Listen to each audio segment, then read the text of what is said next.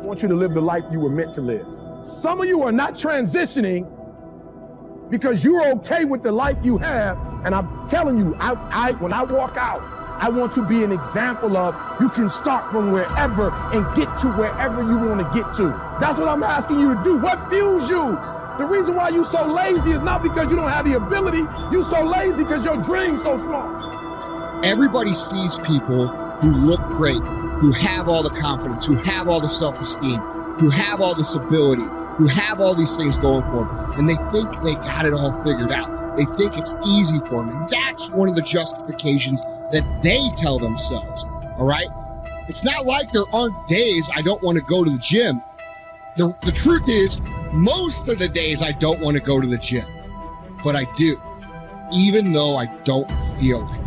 It doesn't matter if there's a fucking tornado, if there's a snowstorm, if there's a hurricane, if the fucking world is on fire, the job has to get done. It's about executing regardless of your emotions. You're waiting for all the situations to come together perfectly, and I'm telling you, you cannot wait. You got to start working right now. To take that first step towards greatness is very hard. That's the hardest step ever do, that first step, right? That first step towards greatness is hard. What's a lot harder is when time expires in life. You look back on your life knowing you could have been great. That's something you can't control anymore. Time's run out. But if you don't believe you can do it, don't even start the journey. It's too hard. It's a winnable, easy war. But if you don't believe it, then don't do it. Every single day of my life, I feel like giving 100%. Every single day. Somebody said yesterday, E.T., you gave 120. What you gonna do tomorrow? I said, I don't know. Give 140. I don't know, but I don't have days where I don't feel like it. Why? Because I'm counting on me. My wife's counting on me. My son's counting on me. I don't have days to wait.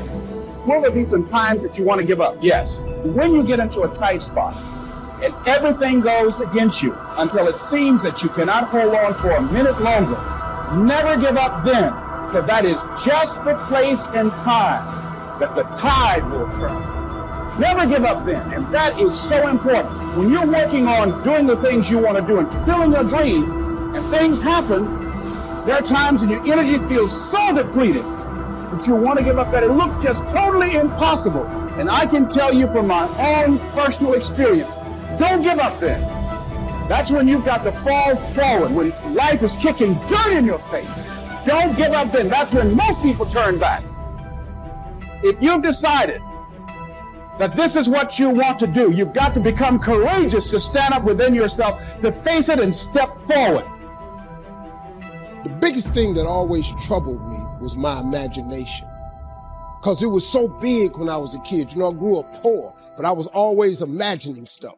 You know, my mama, once a month, would buy a travel magazine at the grocery store. My father used to be so pissed off. Bill, why we spending this money? Cause we were poor. She said, Slick, we ain't got no money to take this boy nowhere. But if he can look in these magazines, maybe one day, it'll cause him to want to travel. I've been to so many countries around the world because of that magazine. I just wanted to go see stuff. My mama had enough sense to plant that seed. It's like at Christmas time, we used to get in the car, my daddy used to take us to the suburbs so we could see the lights. And you know, we just drove around the lights. I was amazed at the suburbs because I would see these big houses with horseshoe driveways where you drove in and came out the other side. So I told my daddy one time we was riding, I said, Daddy, why don't we get one of them houses? He said, boy, I ain't got no money for that, but that's what I'm bringing you out here for. She said, one day you'll be able to get one of them houses. Let me explain something to you. Because of that right there, I've probably had in my lifetime now about 11 homes. I got 4 now in different states. Every house I own got a horseshoe driveway. Somebody was talking on the phone with that cord on the wall and got sick of it and said, you know what, man, if I could just go outside and talk on the phone, ta-da, we got cell phones. Somebody got tired of driving across the country and said, man, if I could fly over there, boom, we got airplanes. Imagination is everything. It's a preview to life's coming attractions. Everything you've ever imagined is real. It is impossible for you to think an impossible thought. That is impossible. You can't think something that ain't possible. You ain't that smart. So if it's in your head, you gotta ask yourself, how did it get there? That's God showing you a preview of a coming attraction he has for you. The problem with most people is you think your imagination is hocus pocus. It's really not. It's a preview of a coming attraction. If you react to your imagination, that's where your real life is. It's just God showing you what he has for you. And so they go through life holding back on life, not understanding this also, that what you hold back from life, life holds back from you. So most of us go through life, ladies and gentlemen, not giving, and we're cheating ourselves, and you're also cheating life.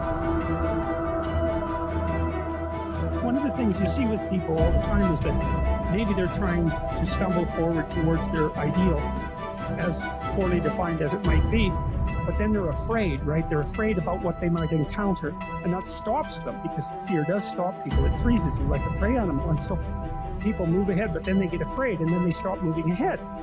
And that's not so good, because negative emotion is a really powerful motivator. So we're more motivated by negative emotion than positive emotion. All right, now here's my last point about failure. Sometimes it's the best way to figure out where you're going. Your life will never be a straight path. You'll see what I mean about taking risks or being willing to fail. Because taking risk is not just about going for a job. It's also about knowing what you know and what you don't know. It's about being open to people and to ideas. Somewhere along the way, they've lost the ability to focus on the things they are great at, stacking those promises they're making themselves. And the way I get them to break their slump is not correcting their swing or getting them positive. It's getting them to acknowledge the small promises, showing up the batting practice, or hitting that extra bucket of balls, beginning to reward themselves for the extra promises they keep to themselves, puts them back in a state of self-confidence. All of a sudden, they're hitting the ball pretty. The word we use for this, for short, is we call it sensory acuity. Sensory acuity is the idea that you want to become acutely sensitive to whether what you're doing is working or not. You don't want to just say, okay, I know what I want, I know why I want it, I'm going to make it happen, this is how I'm going to do it. You keep hammering it, when something doesn't work. People do this all the time, right? Do the same thing over and over again, expecting a different result. It's called insanity. You can't do the same thing again and again, expect a different result. See, it doesn't get the result. Does this mean it's always going to be like that? Not at all. Why? The longer you're in business, you eventually find a group of people that buy into you. You eventually find a group of people that understand how consistent you are. You eventually find a group of people that want to be in business with you forever. You eventually find a group of people that like your style. You eventually find a group of people that like your vision, your crusade, your cause, your mission, and your vision is so big that other people's vision also fits into it. But it won't happen right off the bat. What happens if they change their minds? Do you also change your mind? What happens if they say no? Do you also get down on yourself and say, oh my gosh, I don't know if the business is for me? No. Don't let other people's emotions and decisions and constant changing their minds dictate your mind. I mean, you know in your bones that you're going to make it out. And I think that's something that was a little different about me. It was like in that hole as advisors were saying, look, just go BK and 7 years from now you can walk away from it. I just knew I would fight my way out of it. And I didn't have to convince myself or anybody else. There's always more room to grow. There's always more knowledge to gain, always more skills to perfect. We're never done with the education process because education is part of the path to wealth. Education and learning is part of the path to health. Continued education can turn you around if you're headed in the wrong direction. We need the mental food that others provide. We need mental exercise. We need to open up our minds to different alternatives. We need to learn to appreciate the other side of the debate so that we can strengthen our own and defend our own. We need to expose ourselves to a wide range of thoughts and philosophies and ideologies. You've got to listen to a variety of speakers, read a variety of books. No one speaker has all the answers for you. No one book has all the answers. You can't get all the answers from one person. We need a variety of influence to give us input, to give us ideas, to manage our business, to manage our relationships, to manage our finances, to take advantage of our time. We need a variety of influences. We need a variety of books in our library. We need a variety of tapes in our video library, our audio library. We need a variety of voices. And here's what else we need. We need a variety of points of view. Points of view can be so valuable. Somebody says, "Did you ever see it from over here?" And you say, "No." So you step over there where they are and you take a look back over here from their point of view. And you say, "My gosh, I never thought from this perspective. It's so different. No wonder you think the way you do." Here's the clue. Take advantage of all that's available in terms of mental food and mental exercise. Be eager to learn. Always be eager to learn, no matter how far along you are in the journey, no matter where you are in your success. Keep that eagerness to learn. Gather up as much knowledge as you can. And then what? Debate it. Put it all on the table and look at it. Dissect it. Turn it around and stare at it. Ask questions, make statements. Don't take it for granted that one person has all the answers you're looking for. Take their knowledge, but don't take it as the only knowledge. Make sure that what you finally do, the model you develop of strong appreciation for your own style and your own methods and your own process for achievement, make sure that what you finally do is a product of your own conclusion. That's what's valuable. Not to just go do what someone says without debating it. Consider the source and then do it your way. You can take an interest in what someone says, digest it, take notes on it, but then debate it. Look at it from all angles. Be a student, not a follower. Building your ambition is a process unique to each and every one of us. Gather all the knowledge that you can. Then develop your approach as a product of your own conclusions. Your own conclusions, not someone else's conclusions. Your own conclusions. You can't fall for other people's philosophies. They may not be right. As you collect knowledge, you must sort through it and find out what's valuable. Then you can develop your own philosophy. And your own philosophy becomes the most important of your guidance systems. One of your guiding lights. So develop your own plan, lest you get into trouble with someone else's. And debate the plans of others, the philosophies of others, the achievement styles of others, the way others appreciate themselves. Debate all this. Why? Because it affects everything. The value you place on your plan, the value you place on yourself, the value you place on life in general affects everything around you. It even affects how you respect time, the 24 hours a day given to each of us to do with as we please. There's a connection between appreciating yourself and appreciating and respecting time. People who appreciate themselves understand and respect the use of time. Here's what I call the best kept secret of the rich. Interesting discovery that I made one day. I couldn't believe it when I found out that rich people have about 24 hours a day, and poor people have about 24 hours a day. Wouldn't that drive you mad until you found out what the difference was? I'm telling you, the difference is in the management of the time. A few simple disciplines practiced every day, and your whole life can change. Your future can change, your income can change. When they was living, they told me one time, they was sitting up watching TV. My daddy looked at my mama and said, "Bill," he called my mama Bill and said, "Can you believe that this little boy we had on TV?" She said, "Slick, I can't believe this." I used to send my daddy $5,000 a week. You know, when I first got on TV, I was making $55,000 a week, so I sent my mama there $5,000 a week. When I got into Kings of Comedy, my father was still living. I showed my daddy one time how much money I made. He said, boy, it take me 4 years to make this time. So I was able to give them something with my life. I always wanted God to just lift me up. So before my mom and them left this world, I could give them something. I bought them everything, man, houses, cars, furniture. I bought them everything I could think. Try. I'm 62 years old. I still want them. Be proud of me. I'm still hoping that they in heaven watching me. And they see me turn into something.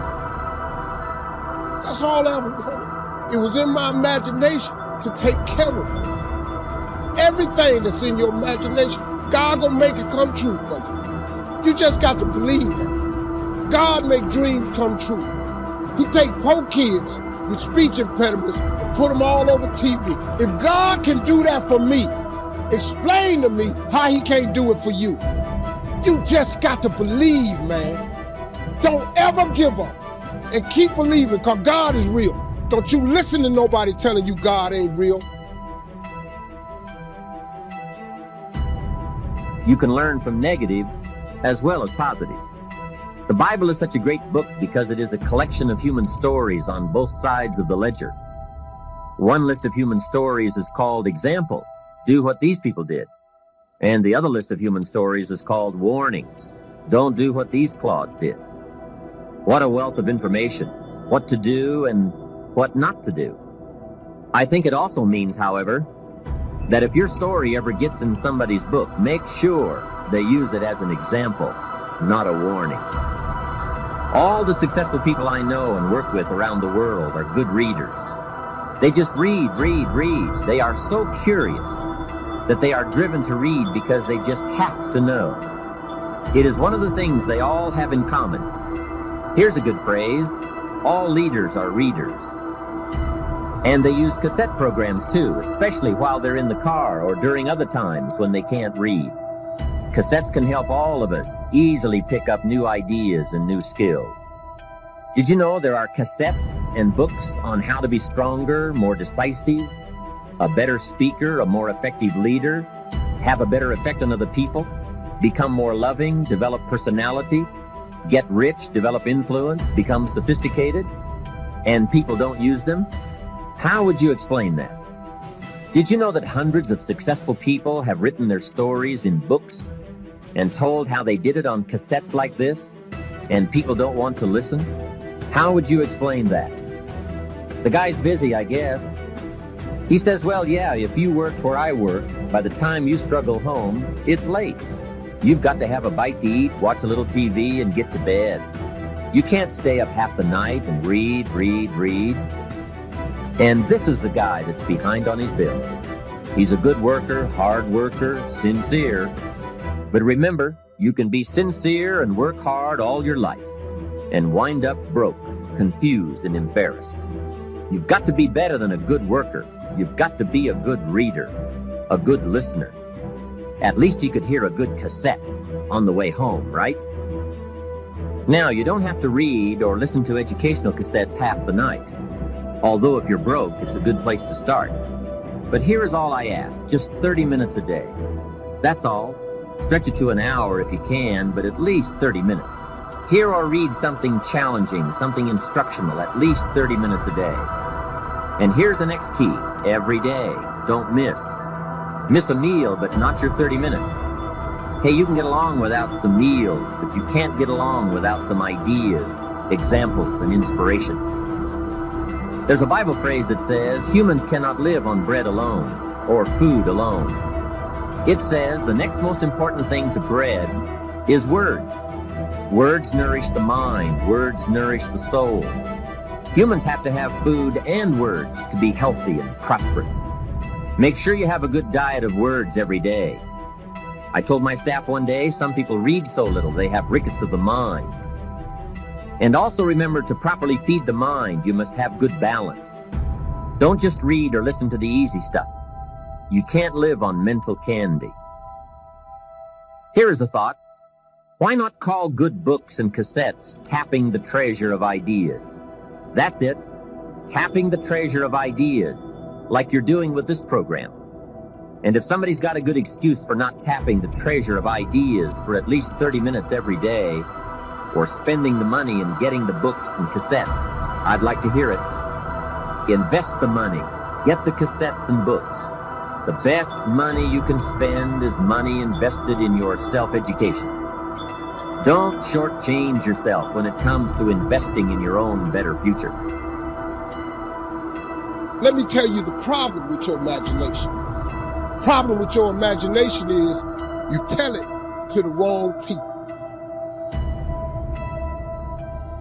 If you want to kill a big dream, tell it to a small-minded person.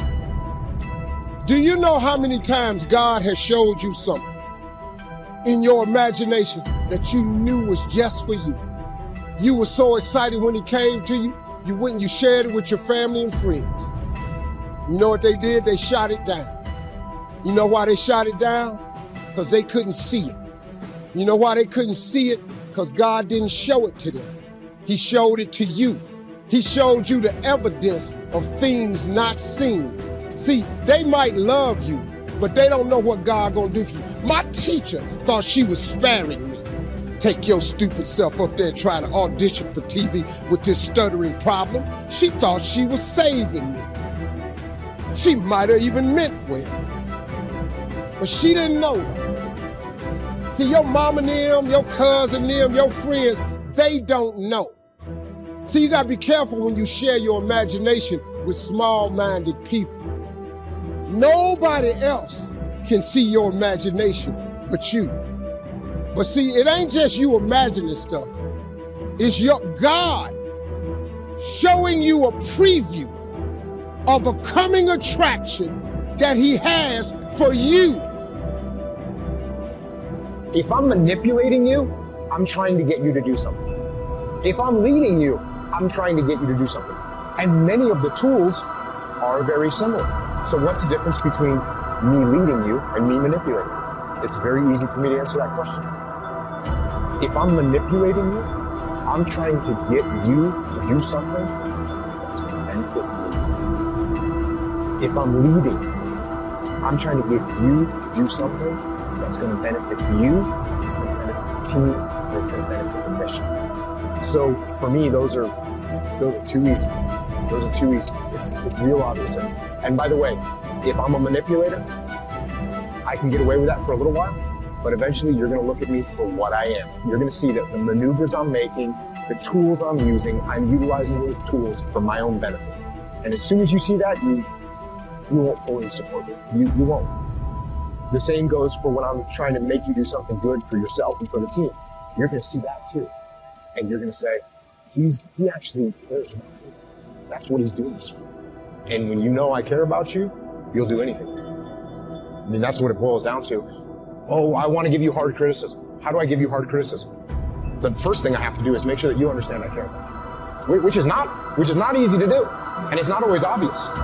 But if you know that more than anything else, what I want is for you to be successful, when I say, hey Tom, I'm looking at the outcome of the last project, and you were 3 weeks past the time, I think there's some things that we can do to kind of make you a little bit more efficient in leading these things. If you know that my number one thing is that I care about you, you're gonna be all ears. To an extent. Because guess what percentage of the world is truly open for criticism? Oh, it's tiny. There's so few people that are truly open to criticism.